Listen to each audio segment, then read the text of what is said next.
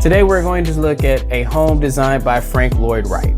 This particular home was designed for his son and his daughter-in-law, David and Gladys Wright. They lived in this home till they were 100, which is amazing. Just think of all the memories and stories that was cultivated in the space. I mean, me imagining potentially making it to 100 is honestly inconceivable, but you never know, okay? But anyway, we're going to look at this home that actually at one point was threatened to be demolished. It happens to be in Phoenix, Arizona, which is in close proximity to Frank's last known, home/studio, which is Taliesin West. I think I said it right. Hopefully I said it right. Taliesin West. So we're gonna check it out. I'm really excited about it. The design of it looks amazing from the aerial view, and we'll see what we can learn here today about more of Frank Lloyd's organic architectural style. My name is Drayson, and this is Architecture Wednesday. Now just imagine that I have like a really cool intro to play right here, and then I'm just showing you all of these different architectural homes that have significance, and all these buildings that have architectural significance, and then there's some nice music going on here. This is eventually I will have that, okay? So just imagine it, and then what's gonna happen is you're gonna watch a video in the future, and then we're gonna come back to this video, and we're all going to comment. Remember when you didn't have an intro? I'd be like, man, those were the days. All right, so we're going to look at Frank Lloyd Wright's, son and daughter-in-law's house. It's actually known as David and Gladys Wright's home. And again, this is in Phoenix, Arizona. Personally, Phoenix is a wonderful place. I don't think I could live there. It just feels real desert-like. I mean, it's a desert. For me, more like Scottsdale, Havasu, just get me around some water. Get me, that is not a pool, not my pool. Get me around something where I feel like it's not going to be steam and heat, the entire time. But Phoenix is not hot the entire time. It's a, common belief that it's always hot there. It's not. But again, I love bodies of water, which is kind of the point I was making. So yeah, Frank Lloyd Wright doesn't need a whole lot of introduction. In fact, we did something like that with the very first episode where we looked at one of his last designs. Actually, it's his last design, which was the former home of Norman Likes. And, it's also known as Circular Sun House, which I believe is grossly overpriced, for what they're asking for. I think it was like 8 or 9 million. I'm sure I'll put it somewhere on the screen. But yeah, $9 million is what they were asking for at one point, and then I think they dropped it to 8 million. Actually, that is exactly what they did. And the property was originally purchased, or not originally, it was recently purchased in 2019 for $1,677,000 through an auction. An auction. 2019, you do the math, 5 years, and they're asking for, $8-9 million. That's kind of insane. I mean, super insane, if I'm being truthful, considering that I haven't really done any work to the place. The appliances in there are what you would find in a substandard apartment. It doesn't feel like, at that price point, it needs to be luxury. There needs to be some sort of luxury other than the fact that you own a home that was designed by Frank Lloyd Wright. That is not even the most functional design of his. Even right now, my favorite property Frank Lloyd Wright that I know of, that's been designed for the actual use of, you know, residents, is Tirranna. Like, Tirranna to me is a very zen, peaceful space. We did view Tirranna, but not for Architecture Wednesday. We should have. I didn't come up with Architecture Wednesday when we watched that, you know, property. But Tirranna is just, it's bonkers beautiful, okay? Bonkers beautiful. You have a pond, you've got plenty of structure, and you know, he has his release effect, which I'm not necessarily the biggest fan of, but it's okay. And if you're not familiar with the release effect is having the more communal spaces, right? The spaces where you're gonna have your family. So we're talking about the kitchen, we're talking about living rooms, you know, stuff like that, have higher ceilings than the rest of the house. So you can walk through a highway that has particularly low ceilings, and then you walk into the, you know, great room or the living room or the dining area, and then it just opens up. So, you know, I'm not like a huge fan of low ceilings, period. But if the design flow is there, and then, you know, so be it. But anyway, enough of me talking.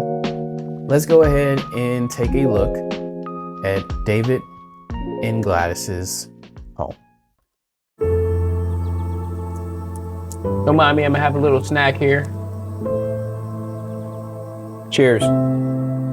When your father's the most celebrated architect in America, the greatest gift he can give you is a house. Frank Lloyd Wright designed this house for his son David and daughter-in-law Gladys, using many of the same ideas that he was building into the Guggenheim Museum. Spirals are fascinating forms. They can symbolize the infinite or longevity. David and Gladys Wright, they both lived to be more than 100 years old. That's crazy. At the David and Gladys Wright house, the spiral really takes on a unique sense of longevity as it moves from one generation father to the next generation son, and even today as it moves between father and daughter working on this restoration.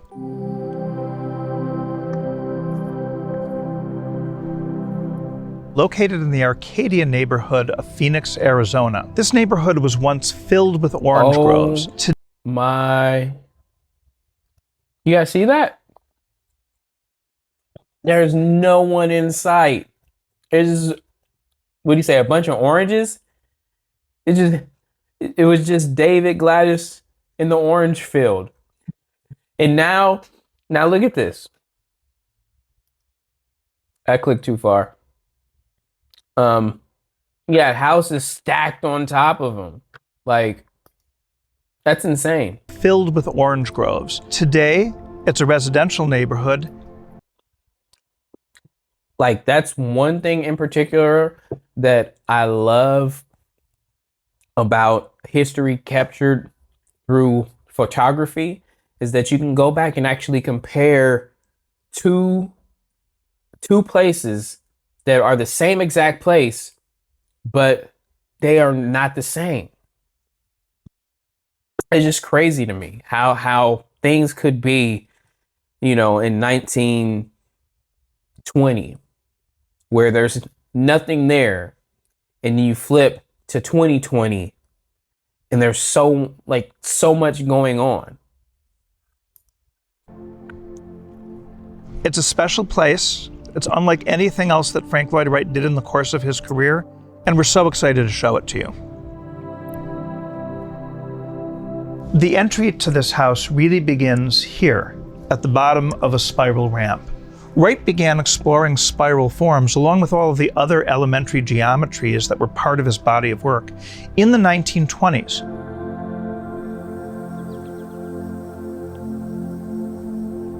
This is long before we came up with ways to curve glass and curve woodwork in a way that was structurally sustainable. And so what we see is this combination of polygon forms, triangular ends for the wood framework, for the windows, and even for the roof, set above the circular surfaces of the building itself. It still looks really good. Like, it's amazing. It's this interesting juxtaposition of forms that's really a signature of Frank Lloyd Wright's body of work. This whole experience coming up the ramp, it's this little journey that Wright's taking you on. No wonder why they lived to 100. You see all the steps that they were getting? They were dominating. If they had Fitbits back then, I'm sure that they would have broken all the stepping records just walking down to get the mail. Movement through space is something that Wright calls the continual becoming. This idea that space is constantly unfolding and revealing itself. And you really see that as you climb up the ramp and come up here to the entry. Now that we're at the top of the ramp, we see this beautiful landscape. We're out in this bright sun, and Wright wants to create a juxtaposition.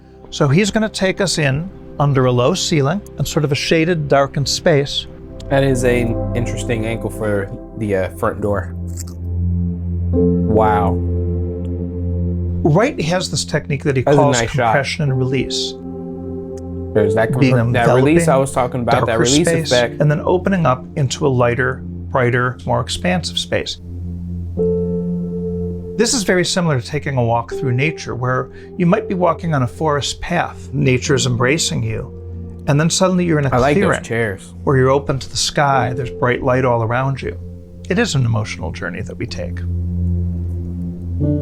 Much of the work on this house, the delineation, the renderings, and the design of the rug, were done by a Wright apprentice from China named Ling Po. Ling came over from China in the 1940s and worked with Wright and worked at the foundation for many decades after Wright died in 1959. Yeah, those chairs are really, really cool. The furniture is made of plywood, really humble material. But in the mid-century, Wright gravitated to this material. You look at the edge detail, what you see are the different layers of the plywood. And instead of covering that up like most people would, Wright exposes it and celebrates it. He wants you to see not only how the furniture is made, but indeed that the wood itself, like the cement blocks from which the house is constructed, could actually be quite beautiful.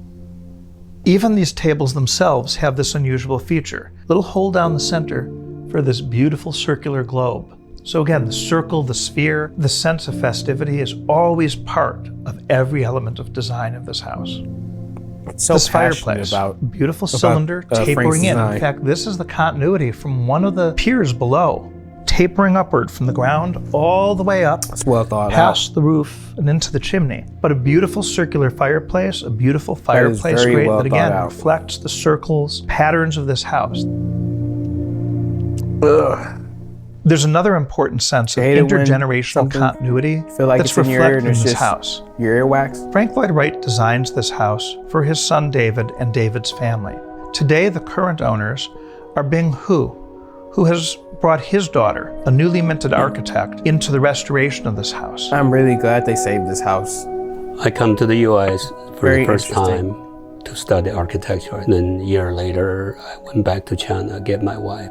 From there, our community, also my family grown, so we have our first daughter. And then later on, we have 2 more daughters. It was only natural for me to want to study architecture. As soon as I told my dad that, I was expecting him to be so excited. But he said, don't do architecture. It's a hard life. But of course, as his daughter, I don't listen to him. So I did exactly the opposite of that, and I studied architecture. On this property, David and Gladys Wright house come to my attention. A spec builder bought the property from the family with the intention to demolish the house and create the 2 spec houses. So the first I learned that is like we got to rescue this.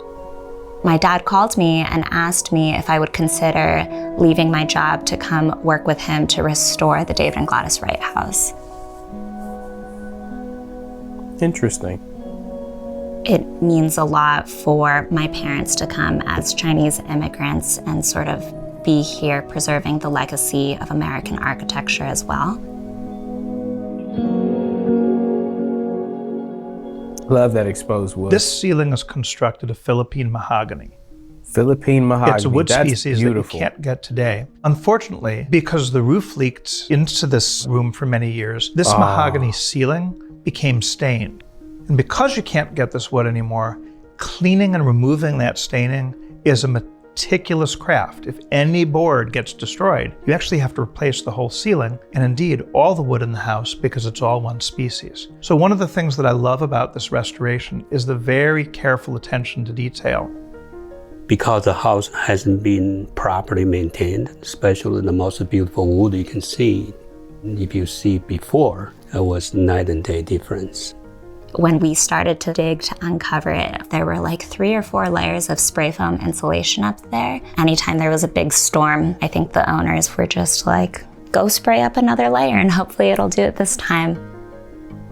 Embarking on this journey, it kind of felt like we were able to uncover history of the past that wasn't written.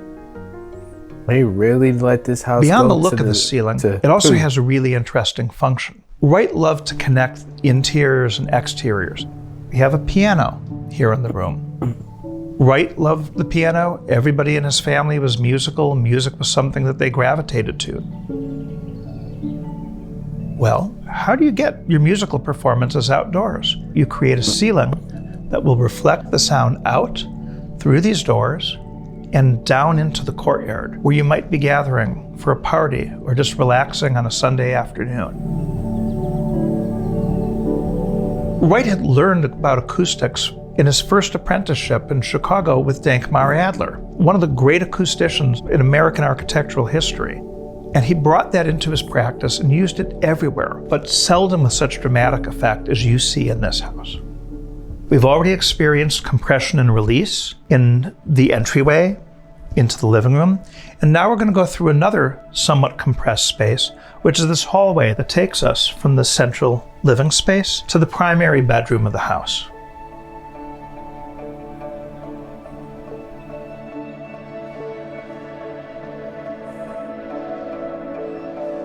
Yeah, these ceilings are not low. Like, Another really like sense of release after the compressed space of the hallway. Philippine And once again, we mahogany have an is emotional gorgeous. journey. You also have this beautiful built-in banquette. You'll notice that there's some storage underneath it. No wasted space in a Frank Lloyd Wright house. This is important. Wright often designs rooms so that they have a different emotional impact and a different sense of space when you're standing or when you're sitting. And when you sit in here, the views will be very different. It may be hard to tell, but we could actually start in one of those carports and make a continuous spiral up the ramp, through the entry, through the living room, down the hallway, and into this bedroom, without ever breaking that continuous curve. Let's go see the other room that people are always curious about, what we would call the kitchen, but what Frank Lloyd Wright called the workspace. So we're going to take this journey back through the hallway. Once again, we have the sense of surprise, space is unfolding, and even though we've been here before and we know what's expected, it's still the sense of seeing this room differently. But as we come to the workspace, I want you to first notice something special. We have this cone that's tapering. How do you have a door? Well, you cut the door to meet the building. Again, this wonderful little gesture, but Wright has thought of everything. That's interesting. Wright doesn't refer to these spaces as kitchens. These are This old, oh my gosh, stove. I don't know why I love like the like old refrigerators. I'm talking about the stuff from like the 60s and you know, like those refrigerators and those appliances. Like, I don't know why they look so cool to me. Like, look with like this double door. I don't know.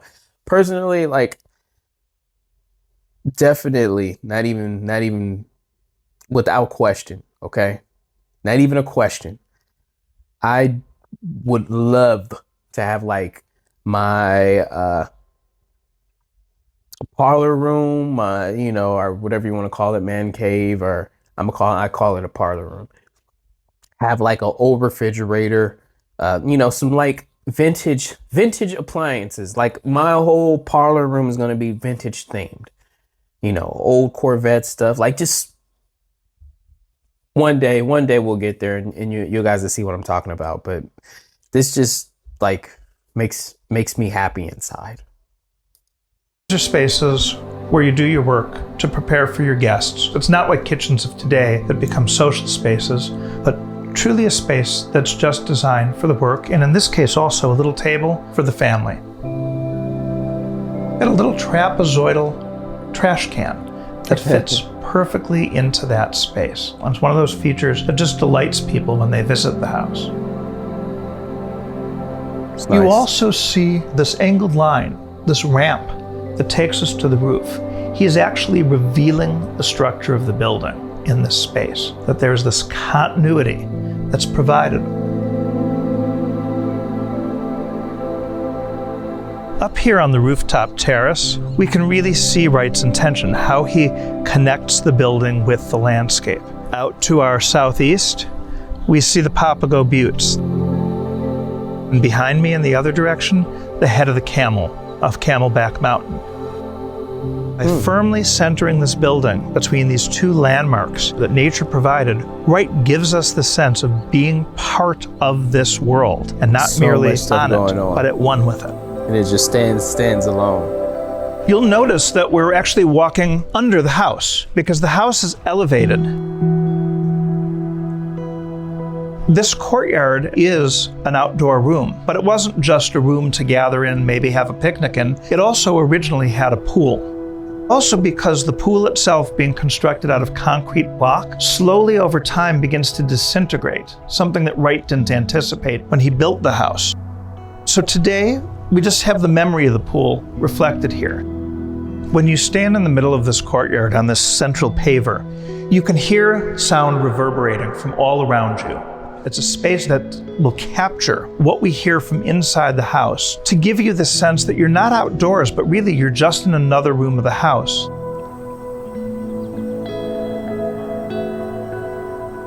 David Wright worked for the Besser Manufacturing Company, and they made concrete block molds. And so David insisted that his company's molds and concrete block be used for the construction and design of this house.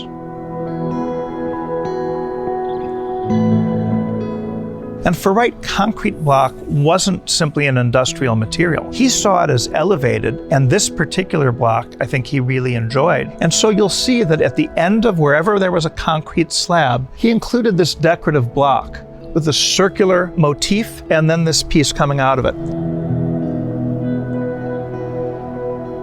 It also shows something that Wright really enjoyed about working with concrete, which is called in architecture terms plasticity, meaning that it's moldable. That's something new, plasticity. We know You'd about think plasticity. that when your father is the It's architect, building this house would be easy, but it wasn't. All the usual challenges between architect and client showed up, everything from budget to not having the right foreman. In fact, at one point, David writes his father and asks for some changes and says, "Dad, can the house be only 90% Frank Lloyd Wright and 10% David and Gladys Wright?" And Wright said, "You're making your poor old father tired," but accommodated his son's wishes. At the end of the day, what we see in between them is the exchange of gifts reflected in correspondence. It's been a really interesting experience and cherished experience too, working with my dad. I feel like I've learned so much about him, and it's explained just seeing him at work and how he makes his decisions. Even today, I was did a really thinking amazing about, job I'm so restoring annoyed that. that my dad is getting these window washers to come the same day we're filming this video. And I realized he did that because it's the desert, so if we did this 2 days in advance, they would have been completely covered in dust. So little things like that have shown me that my dad is really the smartest person I know. I saw when I come here, I really want to work in the skyscrapers, in New York City, in LA, in Chicago, working for a big architect. So after the years, I think that this is my destiny. Hell yeah. The plan for the future of this property, I want to become my architecture design studio. I can open my door to let my client come. So that's kind of indirect way to welcome the public to able to see this masterpiece. Here's my I feel favorite really right lucky there, that Tirranna. we have a place like this home to come back to, and we'll get to enjoy it for many generations to come. Tirranna is the ish. So there you have it. Frank Lloyd Wright's son and daughter-in-law's home has been restored and saved by a father and daughter. What a wonderful story. And that's how we'll end the video. Stop the cap. Of course I can't end the video that way because I will always have to give my opinion, and more importantly, what is your opinion of this place?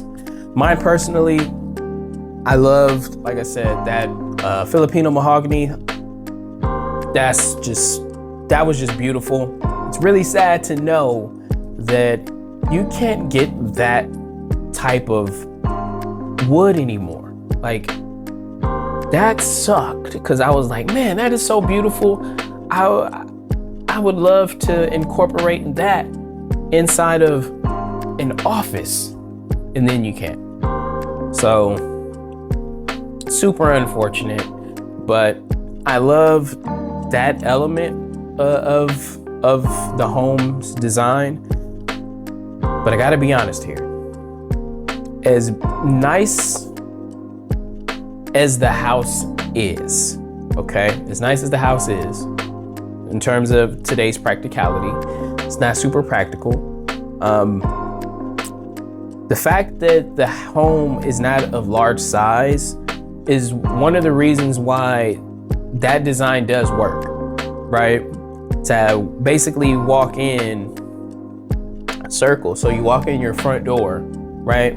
I know this is like kind of hard to see, but you walk in your front door, and then you go in, there's a living room, you go in, kitchen, then you go through a hallway, and then, and then you come to right here to back almost by the front door, and that's where your primary bedroom is, right? It's just like a continuous flow.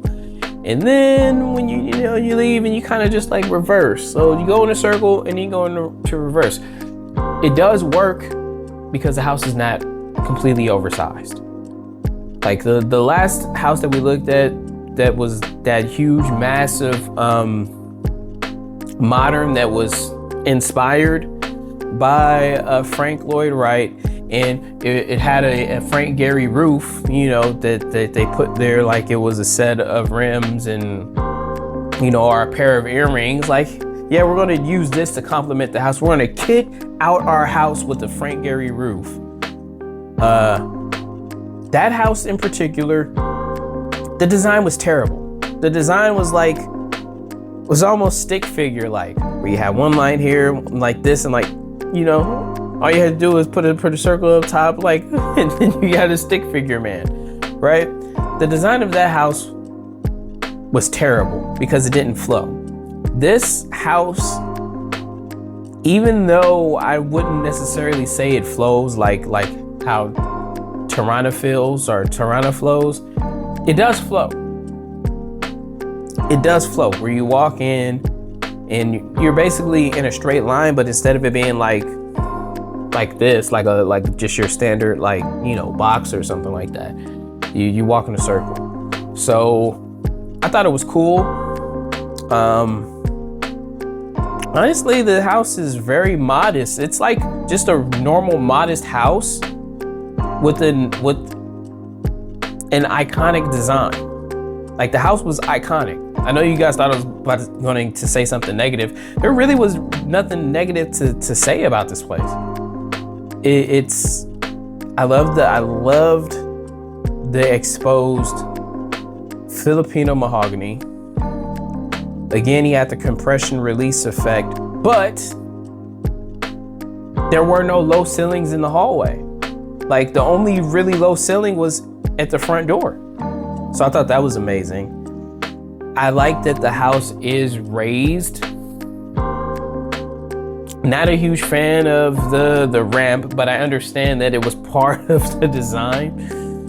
I like how well thought out the fireplace, how it was like, I don't know how to explain it, but You guys seen it, where everything kind of was done in a way where it's like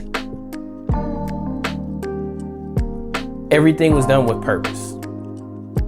Everything was done with purpose. So I do like that. I like the terrace. I like how the space is, down below. I like so much of the design. I understand why they made it to 100, because they had that ramp. They had that ramp to walk up and down, up and down. And, of course, when there was nothing else there, they were going to the orange groves and getting some oranges, and just it was a great place. I could see why the house was built there, and I believe if they were doing it again, they wouldn't put the house there because of everything that's around it. But that house stands out above everything else that's surrounded by it. So that just goes to show you how well thought out his designs are, and how they stand above the rest, and how iconic, his designs are. Now, in comparison to what we were seeing with Circular Sun House, this house is better than Circular Sun House. So if they do want to sell it, should they sell it for more than what they're asking for Circular Sun House? By the way, which now at the time of this recording, or at least to my knowledge, I found out that you and I, we can co-own Circular Sun House, or Norman Likes house, for a cool $1.5 million between six people. Cool $1.5 million gets you a piece of architectural rock and roll star. I don't know. Okay, I thought I was going somewhere cool, but I failed. I burned, crashed. Sorry. Okay, but yeah.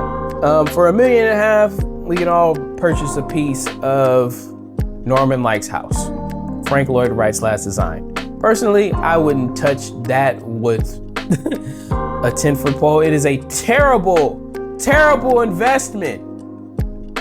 Listen, terrible investment. Now, the person who bought it for $1,677, and why they are fixated on such a high number, I'm completely lost on. Yes, there are properties that are in gated communities in that area that are larger, more luxurious, and more practical for a luxury price point. And I don't even think those are selling. So I have no clue what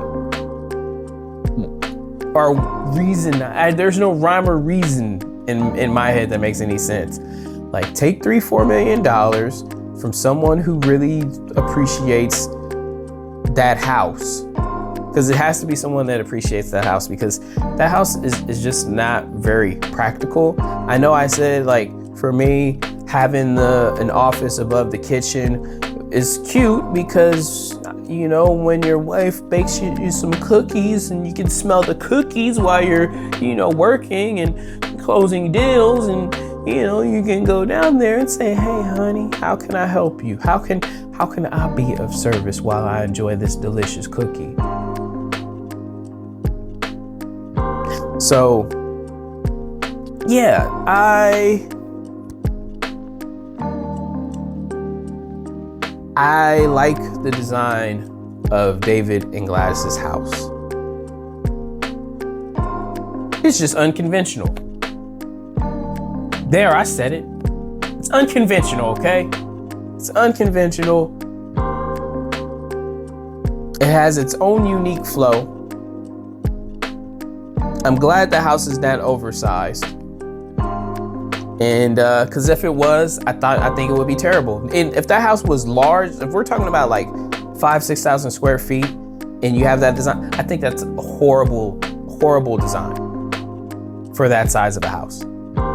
I just do. That is a horrible design for a house of like 5,000-6,000 square feet. It's a horrible design because it won't feel right. But for a normal sized house with 2 or 3 bedrooms, that design works, right? The design works. So I'll give them that. Right? Like the focal point, the end point being the primary, where I don't know, there's just so much to it that's just artsy, okay? Because that end point could, you know, represent the space where things can begin and end, right? It's so artsy, okay? So I like the art factor of it. I love that Filipino mahogany. I cannot state that enough. I'm so glad that they saved that. I'm so glad they saved that. Oh man. And this again is another example of why I say the upkeep of, you know, like that larger homes and stuff like that. Just think about house like this, the size of this house. It's not like, it wasn't a very large house. It's not a very large house. And you see that they didn't keep it up well enough, where there was leaks through the roof. And they're over there just spraying foam and hoping that it seals it up, right? Yeah, man, like, I'm glad they saved that wood. I love those chairs. The tables are okay. I like obviously that, you know, that glass ball in the middle. That's nice. I'm not gonna sit here and say it's not nice. I really like the chairs though. I like the chairs. Obviously, you guys know I like those vintage appliances, so I'm cool with that. It's kind of like a timepiece, keeps you in the time period. As far as the kitchen, I mean, the kitchen looks like it fits for like the time period. It's nice, it's clean. Obviously, I would not use any of those materials today, but it's okay, right? I like the kitchen. The kitchen was a decent sized kitchen, right? For that size of a house. So yeah, I'm a fan. I like the house. I liked it as much as I thought I would. I like it more than I like Circular Sun House, for sure. I like it more than Norman Likes house. A lot more than Norman Likes house. You know, that house feels right. No pun intended. Now, as far as the loss of the pool, I am saddened by that. I'm super sad by that. But when you use the wrong materials, stuff like that is bound to happen. So that's my conclusion. I give David and Gladys Wright's house, I give that house a 9. A 9. Okay. Very little that I have a problem with. Again, not really a huge fan of that ramp up. But I do like the fact that it's a single story raised house, which, you know, at that time, the view was to look over the orange grove and to view the rocky ridge, right? To view the Camelback Mountain. That was part of the design for it to be up. You know, I know he didn't mention it, but it's obvious. So I like that. I really like that to observe nature with his organic architectures, to make things full. I really like that. Now, obviously, it wasn't 1920 anymore, and it was 2020, and there's no longer all those orange groves, and now you're just observing other houses. So, yeah.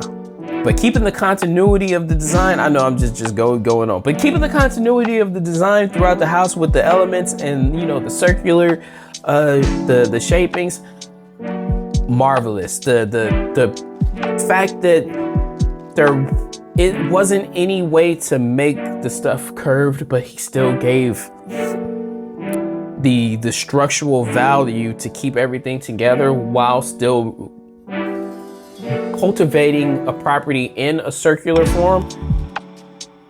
For the time, that was groundbreaking. For sure, that was groundbreaking for the time. So,